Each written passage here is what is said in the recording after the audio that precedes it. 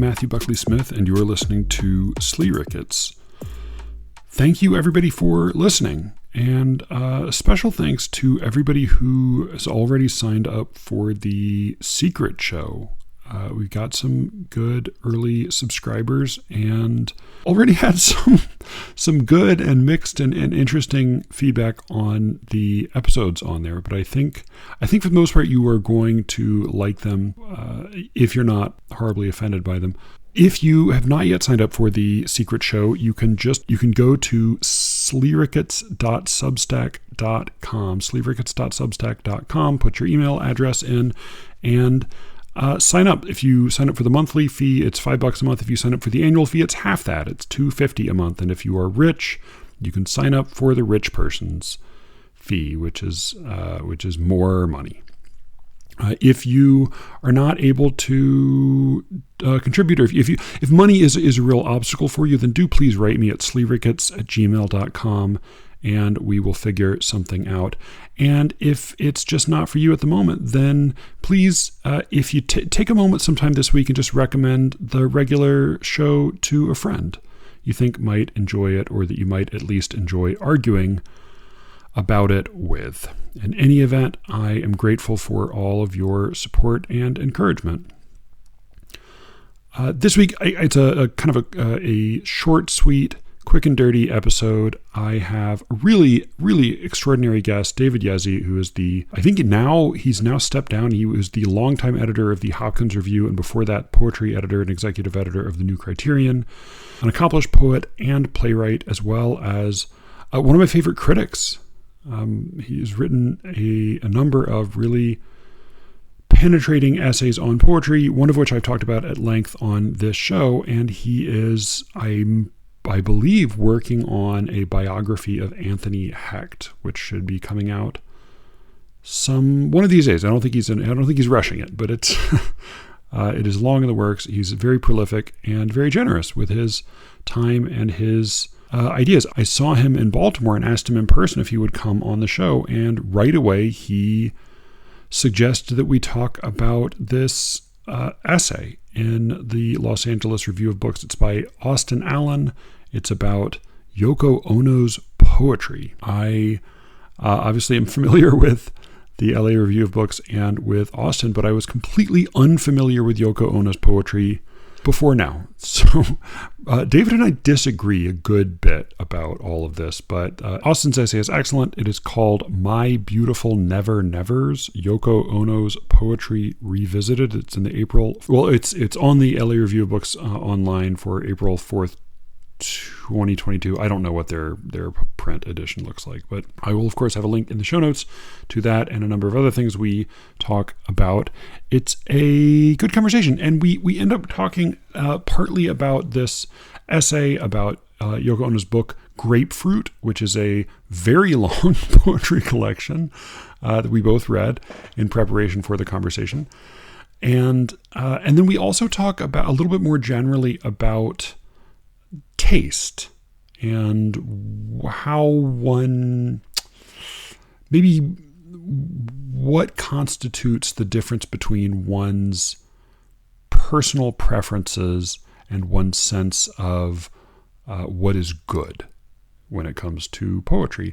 And again, I think we disagree a little bit, but I think we have a pretty fruitful conversation. Once again, this is David Yezzi, author of the just out from Measure Press More Things in Heaven, New and Selected Poems.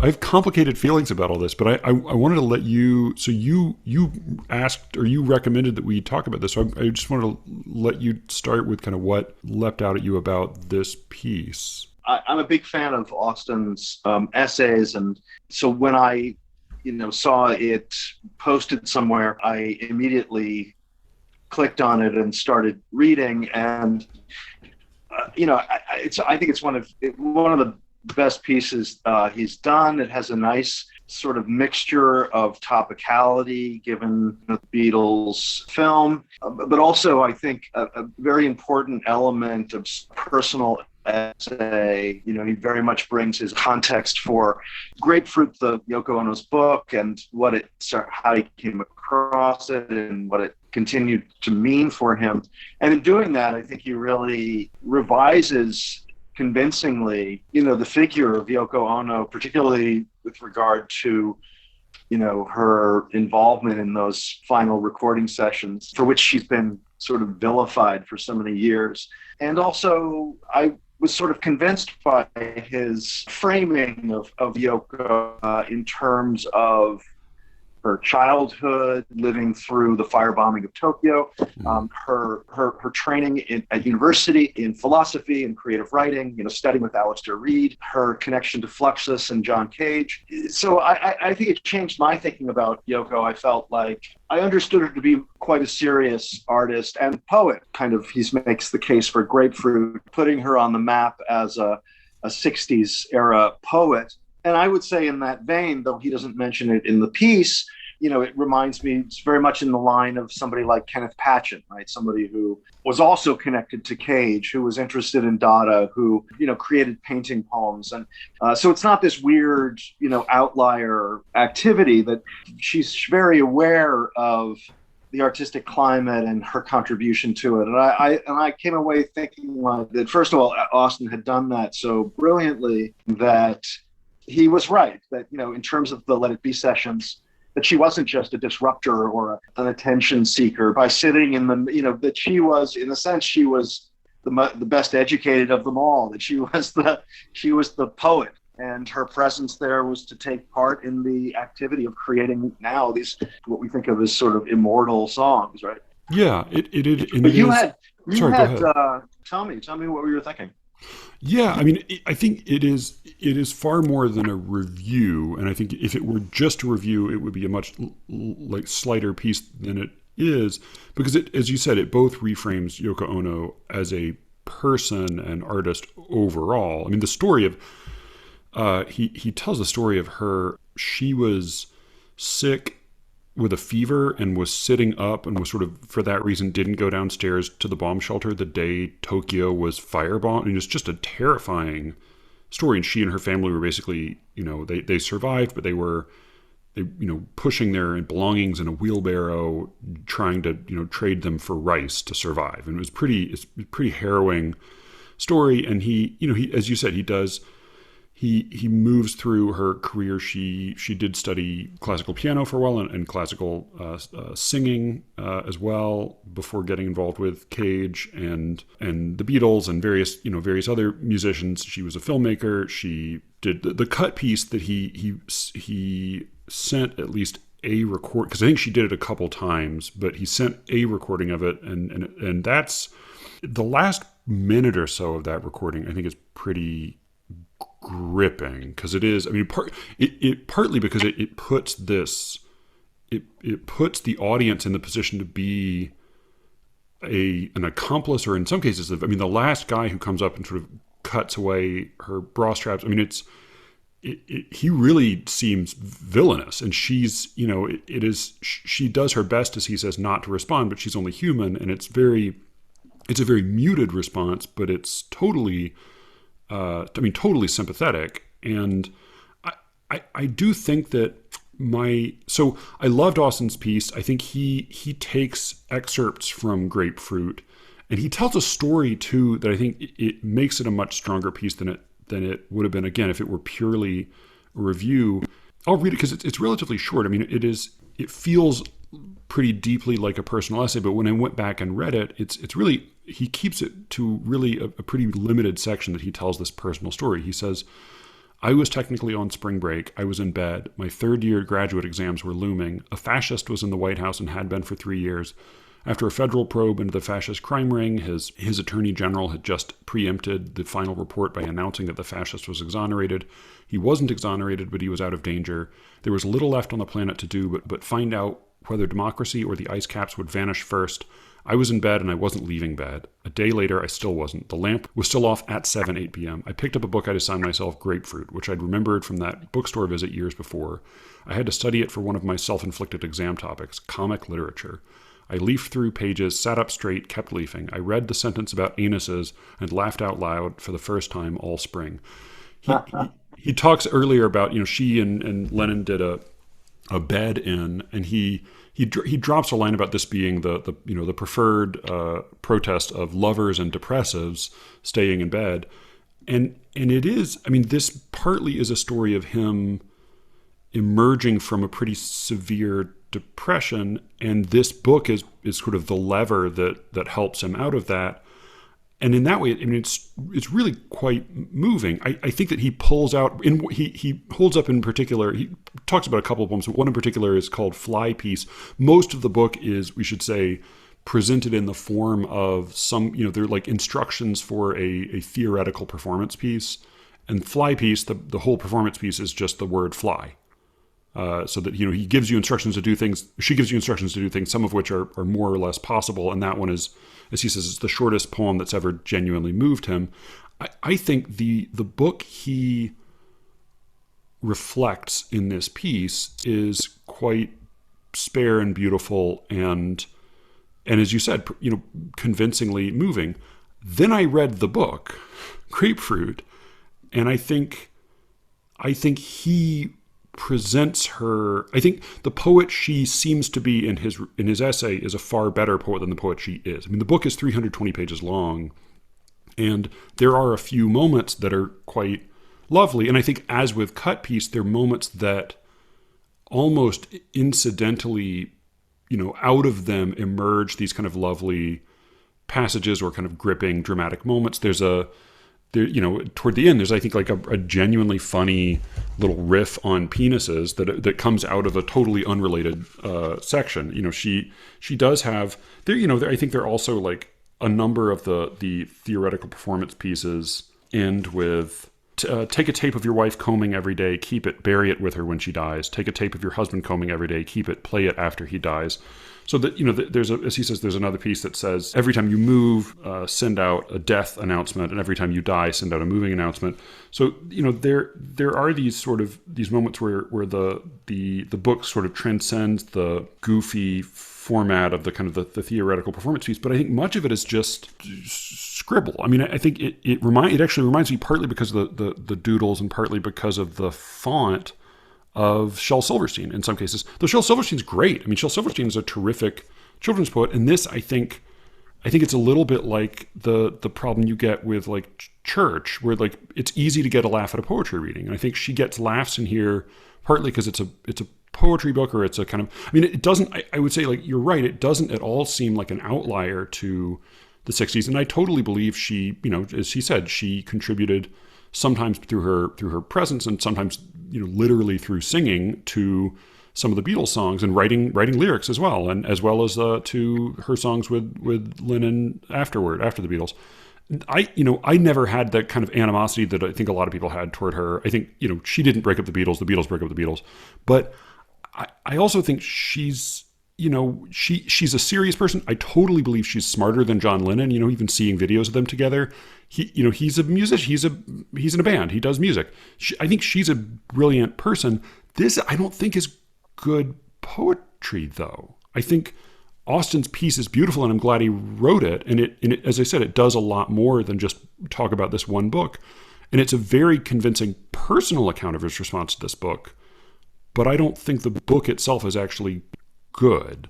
Yeah, I hear what you're saying, and I find the book kind of offers a range of feeling to the reader. So I connect with it in a couple of different ways. I certainly don't get a charge from the book, in the realm of traditional poetry. Like if I put this next to a collection by Thomas Hardy, it's so different that, if I was forced to point to the book of poems, I guess I would say, well, I'll have to take Thomas Hardy. But sure. But it's not a distinction that I want to make. Sure. Because what I get from the book sort of touches me, moves me, inspires me, tickles me in the way that reading certain beat poets and and sort of I don't know what Kenneth Patchen would be, maybe a proto beat poet, but there's a kind of energy that is created, not gratuitously out of the air, but out of, I think, I would say a conscientious and prolonged study of certain artistic models. It's easy to hear Beckett, I think, in some of these pieces, right? They're like absurdist stage directions, right? Now, Beckett wouldn't have written them exactly this way, but, maybe if he was hanging out, in a Fluxus loft, he might have. And it has a kind of winning energy and life. I think for me, that's ultimately the test, right? Either the work of art is alive or it's dead. And most of them are dead. This one, I think, has life. I wouldn't measure it against conventional poems. It doesn't sort of hold up in that context. But for what it is doing and for where it's coming, what it's coming out of, and what it seems to be even advancing, in those terms, I think it succeeds in the way that Austen is sort of arguing. But, de gustibus, I don't think that I would be able to convince somebody that wasn't disposed to find the fun and the energy and the wit and the I think the moments of real affect. Stare at the sun until it's square. Maybe that's an absurd throwaway, but maybe that's more disruptive or imaginative or playful. I don't know. Yeah, there are some moments that did genuinely make me laugh. At one point, she says, "Count the words in this book instead of reading them." So it is funny, and it's not. Again, it's certainly not without charm. It's not. I think you're right to compare it to Beckett. I mean, partly it's so long. There's so many of these. It keeps going on, and the hit rate is relatively low as far as like the moments of real humor. She, both in this book and maybe in some of her work with the Beatles or with some of these other performance artists, in some ways she seems like one of these sort of figures who's a kind of a catalyst. Like, I don't think it would be fair to call her a muse because she's clearly more than that, but I think that Austen's essay is a finer piece of writing than anything that appears in her book. And I was watching last night the video recording or the film recording of Instant Karma, the Plastic Ono band song. Great. That's a great pop song, by the way. And it was sort of telling that you see John Lennon is just hammering away at the piano and he's belting out these lyrics, and he's clearly just doing what he was born to do. And Yoko Ono is literally sitting beside him, blindfolded, knitting a sock. And it's sort of funny to see, but it does seem, it's like she almost seems like a, what's the image that Eliot uses in Tradition and the Individual Talent, where he talks about like the piece of aluminum wire that's like put into the acid to provoke the reaction. I think like she seems like this sort of, I think she is probably the smartest of them, and she is this sort of both galvanizing and divisive figure. And it may be that like she provokes and inspires and cultivates work around her. I just think that just coming at it, taking Austen's seriousness seriously, this is a book where like I have enormous respect for anybody who takes on English as a second language, but like she mismanages the prepositions and she misuses transitive verbs. And so like it's not, the English it's certainly perfectly lucid, but it's not, I think if we're reading poetry the way we read poetry, I think it's almost like conceptual poetry. It's like the idea of a poem is in some cases where she's at her best. Yeah, no, I think that's a big part of it. To kind of expand on John Hollander's notion of the metrical contract, if we accept the aesthetic contract that Ono is offering in the book, then I think we can get a lot out of it. But if you if the contract is not, functional, then you're not going to be able to really take much away from it except in felicities. So I guess I was willing to go along with it, and But the one thing I will say, Hmm. because I like grapefruit, it's sort of delightful, and I think Austin is right moving. But one thing I will say that qualifies it slightly is that it's not the work of a poet who spends decades evolving a style over many poems and books, and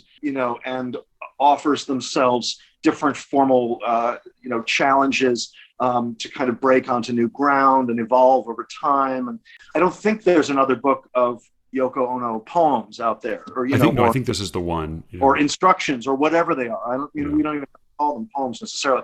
So I guess that's another way in which we're not being asked to see them as poems in a kind of the continuity of a career. That this is a project in language that's a corollary to the projects in film, that's a corollary to the projects in music, and pretty interesting, for that. So I guess I would just disagree with you in that I think what you're saying is absolutely the takeaway if you approach the poems from a particular angle. I mean, she doesn't really call them poems, whatever this book is. No, but Austin, I mean, Austin does call them poems. He says Yoko Ono's poetry revisited. So I'm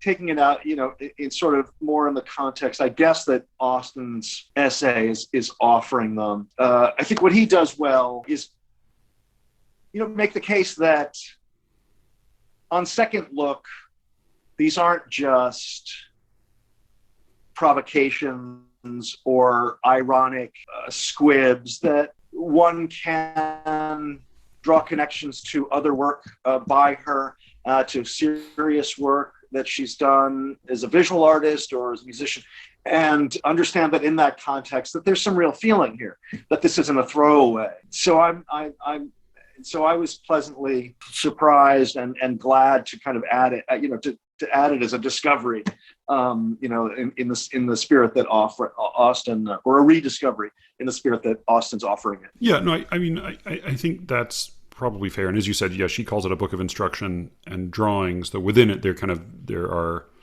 a number of subsections, and all of those titles or categories seem to be in kind of multiple layers of quotation marks. That all of it is a little bit arch, even when it's being serious. But it did make me think about, Austin, as you said, is an extremely well educated and smart and insightful reader and critic. And his reviews and essays on poetry are I think outmatched only by his poems themselves. He just published a terrific one, by the way. I can't remember where it was, but on Tulip Mania. I'll have to share a link to that, because he's so good in verse. He's even better than he is in prose. But it made me think about my own experience. I don't know. I can't compete with Austin in either category, but I do try to. I've written reviews before, and I've written criticism, but I also know that there are because of the nature of poetry, a lot of my encounters with poems or with poets is really deeply personal and emotional and irrational. And I know, as with any art form, no matter how much I might think about what makes for good poetry, there are certainly artists I respond to, and I think like I may love them even if they're not good. I think, like, as you said, there's no accounting for tastes, but I think anyone who loves poetry, and maybe even in particular people who really think critically about poetry, we all have, I don't think it's fair to call them blind spots, but like maybe soft spots or weaknesses for certain poets we encounter at certain times in our lives, or that mean something in particular to us. And again, I don't, whether or not this is an example of that, it did make me think about that in my own life. And I wondered how you, as a critic and poet, think about that. Like, what is the role of these sort of particular, sweet spots or soft spots we have for certain poets, whether or not they are ultimately whether or not like in a vacuum or in a platonic world, we would evaluate them the way we evaluate others. I think I may come at things differently Sure. than maybe I used to. I think as a younger person, I was full of a kind of arrogance and confidence, and sometimes that would be a little slashing, and it could be at the expense of the piece under review. And I hope I didn't go too far down that road, but I certainly did in the way that young critics do. Sure. I think that at that time, it was more important to me to, I don't know what the word would be, to canonize, to consider what is canonical, to consider the greatness of the work of art. And while I do think that that is an important consideration, I think I've sort of now, that's secondary for me now to apprehending the qualities of the work, and most specifically from the point of the practitioner.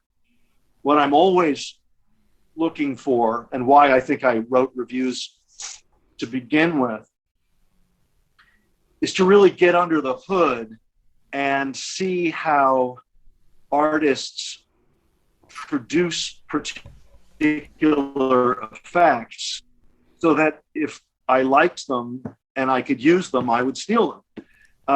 Yep. And, not in so many words, but you know what I'm talking about. Oh, totally. Totally. So for me, I think, and maybe it's because I've not been writing as many reviews in recent years because I've been working on a longer project. My evaluative muscles have sort of atrophied, and I think that.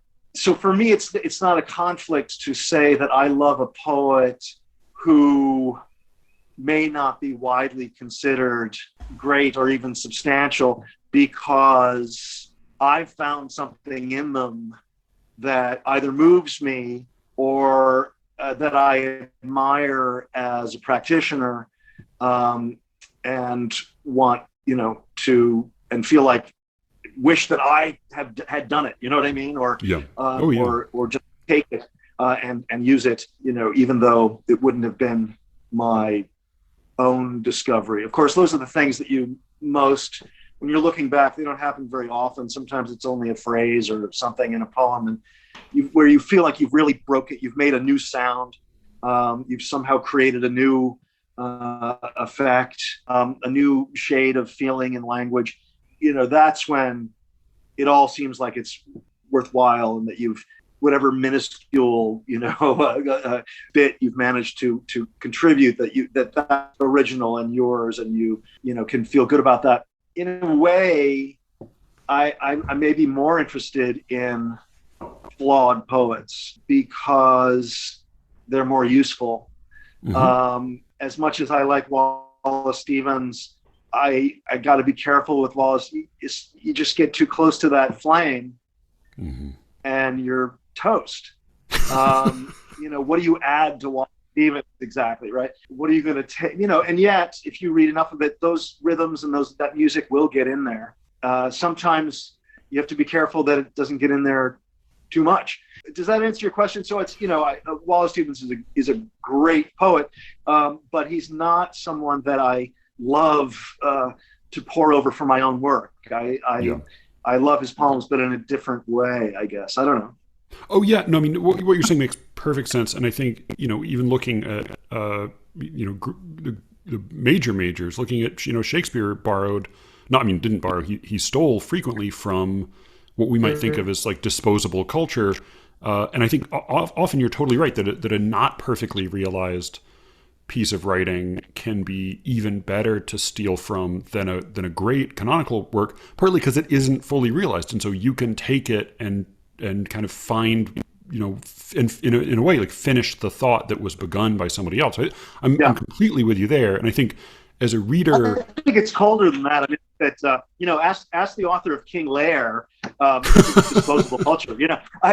There's something about the the demands and the deadlines and the practical aspect of producing work for the theater that sort of forgives a lot of sins, right? It's like, well, we got to do a show in 6 weeks, so I'm going to start with this play and I'm going to rewrite it, and we'll have something to that we can pay the bills with. So I'm sort of forgiving of that, but it's we've sort of don't think of it in those terms the sort of antithesis to that would be, as an editor, you get submissions of poems from people who write in little copyright symbols at the bottom of each poem, and I'm thinking like, what are you protecting exactly? Is someone going to steal your poem? And if they do steal it, are they going to like make money off of it? I was just like, I'm sympathetic in the sense that people, feel attached to their work and don't want it to get ground up in the public square. You particularly as a reader and as a writer, I read for pleasure, and I write, as you said, as a pirate basically. So I'm when it comes to that, I don't worry much at all about how what I enjoy might line up, outside of any context other than my own enjoyment, and what I can steal and what I can learn. But I do, just to put a little pressure on the question. I think it does become a slightly different matter when one is teaching or writing criticism, and that's where I've written an essay about Joshua Beckman's poetry, which at this point I don't even know if I can say objectively what I think of it. I just have a certain relationship to it that makes me feel very tenderly, and I have stolen from him, and I'm grateful for him. But I don't know if it's good at this point or not, and it doesn't really matter to me. But I do wonder, when one is writing criticism and when one is teaching, not just creative. I think creative writing classes, you can often teach them as a pirate, but there are also literature classes, and I wonder how one's soft spots or how one's the peculiarities of taste, may play a role there. I don't know. I mean, you have so much more experience with this than I do.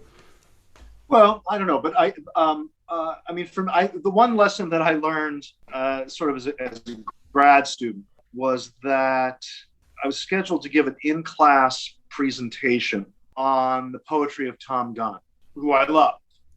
And I put it together. It was it was like 3 to 5 minutes. It was supposed to just introduce the topic for, further discussion and look at some poems. And I sort of went through the collected poems, I guess, that I had at the time, and really tried to draw out overarching themes and to kind of point out how, there were certain formal considerations, how he moved from a kind of Wintersian, though he probably wouldn't have admitted that, sort of metrical poet to someone who was, admiring the poems of Duncan, and then writing these incredible elegies for victims of AIDS, and so to kind of capture that. And I presented it, and it was sort of like it sort of fell flat. The students were well, that's sort of interesting. That's sort of like, I could have read Wikipedia. I quoted poems. In the presentation, but they weren't. And this is what I learned. All that other stuff is sort of noise. That if you want to teach a poet or a poem, you have to pick the ones that tear the top of your head off. You've got to pick the ones that make you cry. You've got to pick the ones that make your chest hurt. And so if I had just introduced one Tom Gunn poem, like Sweet Things or something, one of the ones that I really love, and just made the case for that, they would have understood who Tom Gunn was. They would have sort of understood what the context was. And they also would have been moved by a work of art that would create a connection for them with that poet and that piece, potentially forever. Now, not everyone's going to like it. And some people will, I'll say that I find this deeply moving, and other people will be like, not so much. But I stand a much better chance of teaching Tom Gunn in that kind of second presentation than in the first one, which, was clear to me did not go over. So, in terms of how poets are presented in the classroom, I relieve myself sort of often of the responsibility of ranking or making a case for the centrality or the importance. I mean, sometimes it just comes out. Yeah. Every time I introduce an essay by T.S. Eliot, I will say, arguably the greatest, poetry critic of the 20th century. I feel that that's the case. I don't want to, get too far down that road. But I'm happy to put a little signpost there to say that this is a major leaguer. Just look at everybody who was influenced by these works and these words. And the same for Eliot's poems, right? It's like you can't point to anybody who either didn't come out of it very hard to resist Eliot and therefore, wound up being sort of formed by Eliot. So, he's one of those people that for me anyway, and so I would probably make. But beyond that, I don't, if I introduce it in class, it's important. And maybe that's that poet's only good poem. Who knows? Right, But it only takes one. That's something that it only takes one. And that, I think that was something that a lot of people misunderstood about Ivor Winters, who I sort of have a soft spot for. They see him as such a crank and, so how could he be dismissive of Frost and Dickinson and Hart Crane and all these people? And the truth is, talking to people that knew Winters and studied with Winters, is that he would teach poems by those poets. But there would be the one, right, that really did it for him. And then there would be a bunch of other ones that annoyed him for whatever reason, Sure. So he wasn't the kind of slashing critic that would dismiss whole careers, whole, output. But he very selective to point to the ones that did work for him and why. And that's very helpful as a critic because, it's very circumscribed, right?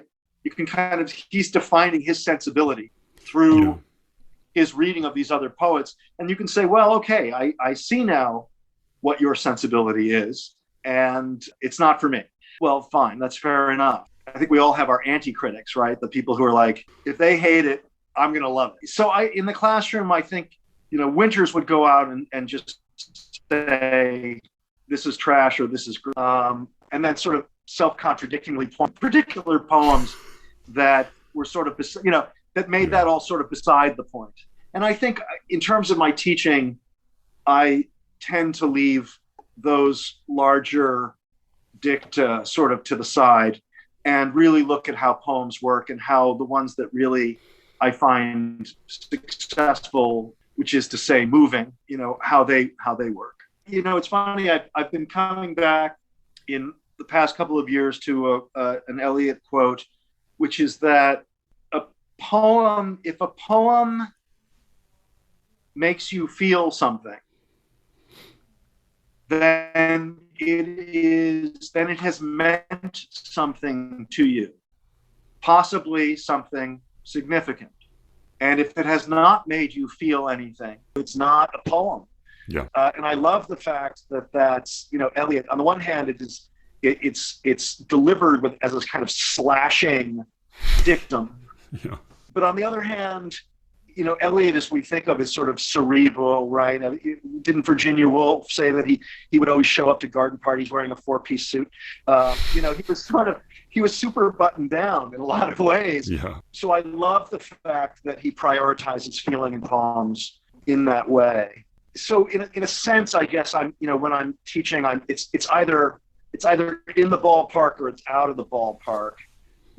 Once it's in the ballpark, once it's a poem that moves me, then I don't feel I need to distinguish really orders of greatness. The students can do that for themselves, or the next 100 years will confirm it or deny, one way or the other. Yeah. It's not. So I don't worry about that. It doesn't give me any juice. It doesn't lead me to anything. Yeah. Yeah. No, I think you're right to point out that, of course, that those soft spots and quirks of taste work in both directions. That we any great critic has blind spots in both ways, right? Liking maybe things that are a little bit trivial, or disliking things that are great. I love Hamlet, and I also love Eliot's essay on Hamlet, though I think he's wrong. Right. But I think my favorite critics, like my favorite thinkers or philosophers in general, are those who don't necessarily teach me as much about the work as they do teach me a way of looking at it. They, like I learn a perspective that I can then put on or borrow from or modify. Yeah. Or a habit of mind, or Yeah. an aesthetic approach, or a set of aesthetic values. Yeah, for sure. My blind spot. I just got in trouble on social media because I knew I was doing. I was ready to duck, but I'm sort of late coming to classical music, and but it sort of had to do with moving to Baltimore because there's a lot of vinyl in Baltimore, many vinyl stores and junk shops giving it away. So you could get a whole box opera, for 50 cents. Yeah. And so once I made music on vinyl, and it really became my sort of introduction and education to classical music, which I sort of had never quite gotten into. And so now I've sort of moved, from from Bach to Beethoven, and Mahler is sort of a current obsession, and Stravinsky, and all Satie and Debussy, all these people, so it's so rich. And of course the operas, I've got so much Verdi and Strauss, fantastic. But the one blind spot in all of this is Brahms. There are some Brahms pieces that I like the German Requiem, I think, is very beautiful. But I try again to listen to Brahms, and I get about 10 minutes into it, and I haven't figured it out. Like it defies me. Like I feel, and I understand, like I haven't learned its language yet. I know it's my fault, but I also feel like, in the divide between Brahms and Wagner, that I may be more sort of on the Wagner side of things. If that's a real divide. But yeah, that's a big blind spot. Like they call it the 3 Bs, right? Bach, Beethoven, and Brahms. And one of them, I amputated a B. In a way, like that's a demonstration of whatever way you've learned or you've adopted or found for enjoying classical music doesn't yet admit Brahms, but that means that that there is a way, there is a perspective, there's something, whatever you found in it, that maybe you can, you could help others find it. And I think that's probably true for us as readers as well. That if you do your job as a teacher or a critic, you're showing people a way to enjoy it, to get into it, and maybe that's it's limited and maybe it's imperfect, so it's going to get some things wrong. But it's also it's a way to connect rather than just to evaluate from a distance. What I really should do is go look up and see what Leonard Bernstein or somebody that I admire likes about Brahms. I'm sure that would help my way in, my appreciation of it. And that's not hard to do. I don't know why I didn't think of that. If I had encountered grapefruit in a vacuum, I probably it would have bounced right off me, but it's because of the sensitivity and perception of Austen's introduction that I found anything in it. I think, and that's probably that's that's absolutely right, and that's why I'm grateful to Austen, and one is grateful to critics generally, because they give you a real gift when because then you feel like you have a connection to a work of art that you didn't have before, or at least a deeper understanding of it, and even that is sort of worthy of gratitude. So critics are important allies, absolutely, and they can, if the work of art having life is sort of a litmus test, then to have someone show you where the pulse is, they're really sort of giving you the work of art for the first time almost, and that's important work. You have just had to do maybe the hardest version of this exercise, which is to select and cut and reintroduce your own work through this new and selected that's just come out. I'm curious. I know we talked a little bit in Baltimore about it, but I'm just curious how you, if you have a final thought on how you apply all of these lenses and all of these tools of evaluation or of reception to your own, work of several decades. Because I think it's a terrific collection, but it seems like a daunting challenge. Yeah. Well, You know, I think I may have done a little bit of hand wringing over the selection, but I would say comparatively little. I think what we were talking about, that I was able to kind of go through the earlier books of poems, and because now they're it's going back over time, they're a little bit they feel a little bit more distant, a little bit more, it's easier to be a little bit more objective about them. And if I felt like what didn't move me in some way, I cut it loose. I have not regretted either being too exclusive or too inclusive. Just looking over the book since its publication, I think it was about right. I don't think that I cut anything loose that now I'm like, that really should have been in there, either to be representative or because it's better than I feared, or that there's a lot of dead wood in there that I included because I'm sentimental about my own writing or something. And I don't think that I went too far down either path. So because you're sort of cutting away dead wood, what's left does feel like it's some of the strongest stuff. And then it's like a greatest hits album or something, and so I have to say, I'm pleased with it. I'm pleased with how it came out, and pleased to have the opportunity to present the early work in that way. And so, yeah, thanks for asking. It's called More Things in Heaven. Yeah, it's just come out. Yeah, you have. I was going to say there are for being a celestial title. There's definitely some real darkness and earthy grubbiness in it. There's, in particular, I think you have a wonderful poem that is. Sure. I sort of love it as a response to the Thought Fox. It is a. Oh, what's that one called? I forget. What's the title? Yeah, Woman Holding a Fox. Woman Holding a Fox. That is. Yeah. It almost feels like a Flannery O'Connor story. It's true. It is. It's like it's the opposite of a thought fox. It's like the flesh, the flesh fox.